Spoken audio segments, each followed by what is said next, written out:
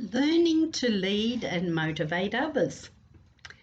Almost all of us are leaders in some way or another. Most of us have the opportunity to lead, whether it's our own children, training a new person in the workplace, taking the lead amongst a group of friends, promoting a cause, or leading a small group or ministry. So, whatever type of leadership role you're holding, it's an important skill to learn. I think the top priority in leading and motivating others is that we must appreciate each other for our uniqueness as individuals. God does, because He made each of us to be unique with our own set of skills and gifts. So to lead others effectively, we'll need to get to know the person to understand how they respond best to instruction. For instance, if you're training a new person, do they learn best by reading procedures or watching a video? Or will they pick things up more easily if they follow you around and copy what you're doing?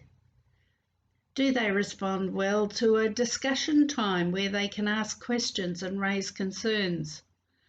Or are they too shy to ask questions openly? In this case, they may need you to observe them in action so you can see where they need help. Is the person teachable? Are they defensive if you try to correct them? What is your attitude and manner when correcting someone? Are you genuinely trying to help, or are you just looking for mistakes so you can prove your superiority? There are so many issues to consider when we attempt to lead and motivate others. Perhaps you can teach a person the skill they need for the job, but whether they are motivated will depend a lot on your attitude toward them and also toward the work that needs to be done. For a Christian worker, I would suggest that we not only want to train a person, but also to inspire them. In learning to lead and motivate others, you first need to be motivated yourself. This means having a strong conviction about your purpose and being passionate and enthusiastic about what you do. Enthusiasm is catching and it breaks down barriers. However, although you may initially be able to motivate others simply through enthusiasm, to keep them motivated requires good two-way communication. Only in this way can you deal effectively with problems as they arise and really encourage the people. Your mode of leadership should be do as I do, not do as I say. The Apostle Paul demonstrated this kind of leadership, didn't he? He said, "Keep putting into practice all you learned from me and heard from me and saw me doing, and the God of peace will be with you." That's in Philippians 4, verse 9. A good leader should be fair, reasonable, and approachable. Learn to delegate as much as possible so others can develop their ministry gifts. And this will release you to lead, organise, coordinate, supervise, and oversee.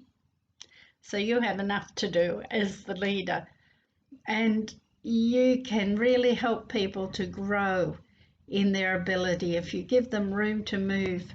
I am very blessed that one of my granddaughters has a job. She's quite young, but her boss is giving her a lot of room to be creative and to try out new skills.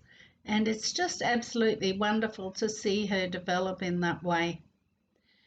And so we need to listen to our workers, let them make suggestions, and seriously consider whether you're going to implement some of those things or not. The final decision, of course, is with you, but at least listen to the ideas, and that will help other people to grow.